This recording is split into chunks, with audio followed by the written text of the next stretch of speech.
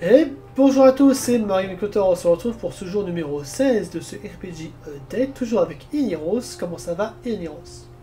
Et ça va super bien, Morgane, et toi? Ça va super. Aujourd'hui, nous nous retrouvons pour le thème suivant, un jeu de rôle rapide à apprendre. Je pense qu'on peut reparler des systèmes des 20 décents dont tu parlais un peu tout à l'heure. Euh, le plus, le concept le plus dur à appréhender dans un jeu de rôle et qu'on trouve parfois pas juste, c'est le niveau de difficulté des choses à faire. Et l'avantage des systèmes décents, c'est qu'en gros, tu comprends que tu as une compétence et que tu as X% de réussir. Et du coup, les systèmes décents, on peut parler de Mandaria, il y a Brigantine, je crois qu'il y a Warhammer qui est aussi en descent. Il y a plein de systèmes comme ça. L'avantage, c'est que, en gros, j'ai quelque chose d'écrit sur ma fiche de personnage, je veux la tenter, je sais que j'aurai tant de chances de réussir à peu près. Et après, c'est au maître de jeu d'y aller crescendo aussi dans la difficulté, dans les nouveaux concepts qu'il veut mettre en place. Euh, je me rappelle la première partie que j'ai jouée, on jouait sur l'œil noir, on n'avait aucune compétence particulière. Et en fait, le maître de jeu avait dit, en fait, ce que je vais faire, c'est qu'aujourd'hui, vous êtes globalement des paysans. Et à la fin du scénario, vous allez me dire qu'est-ce que vous avez envie de développer comme compétence. Et c'est comme ça ensuite qu'on a construit les personnages. Et je trouve que c'est une approche qui est intéressante. C'est de pas se dire, j'ai un personnage, c'est un super chevalier, il a sauvé le royaume 10 fois. Et en fait, de juste commencer avec un paysan. En fait, ça pourrait être moi dans la vraie vie. Hein. Je n'ai pas de compétences particulières, j'essaie des Ouais. trucs. Je vois, il y a des trucs qui me plaisent, ben, j'ai envie de développer ça. Et comme ça permet aussi de développer des choses en lien avec ce que j'ai fait. Parfois, on a des personnages qui sont dans une ville, mais c'est des rôdeurs, des archers, des gens qui ont beaucoup de talent, et ils vont progresser dans le scénario en niveau de ça, alors qu'ils n'ont pas utilisé leur arc une seule fois. Alors oui, on peut imaginer qu'ils Oui. vont faire de l'entraînement en tir à l'arc, des trucs comme ça, mais c'est dommage parce qu'on a une évolution qui colle pas forcément au RP du scénario.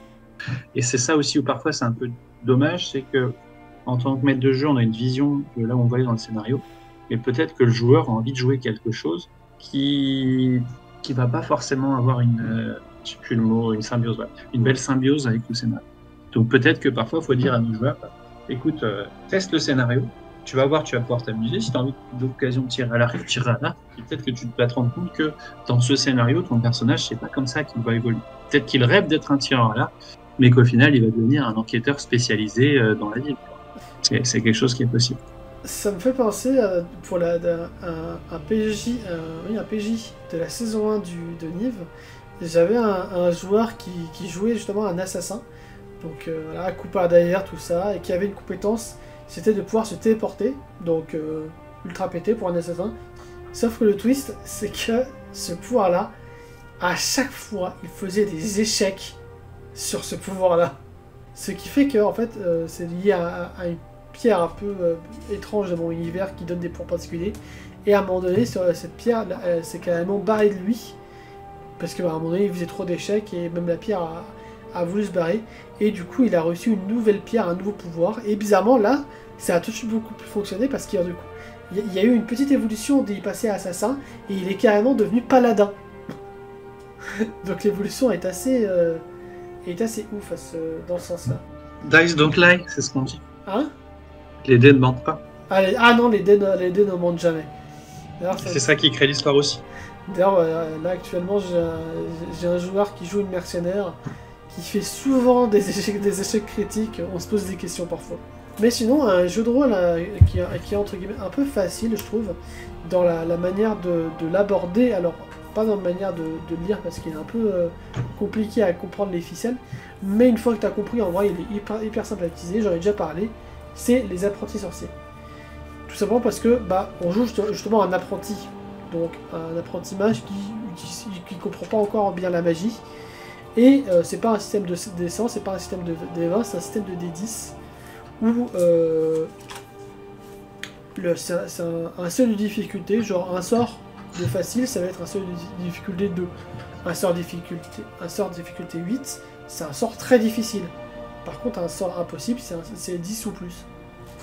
Et voilà, je trouve que c'est très intéressant parce qu'il y a même un système de jet de mauvais oeil, genre quand ils font un échec critique. Moi, ça me donne des points de mauvais oeil au MJ pour qui peut me permettre de leur faire relancer des dés, c'est pas forcément négatif, mais genre quand ils se plantent, je peux même leur faire relancer un dé comme ça, et même pour leur faire peur. Et franchement, le système en vrai, il est super intéressant et intelligent dans ce petit jeu, et d'ailleurs il faut que je fasse le troisième one-shot un jour. Ça arrivera sur la chaîne, mais voilà. Les apprentis sorciers, pour des apprentis, voilà, c'est parfait. Des questions, des problèmes, des remarques? On est good. On est good.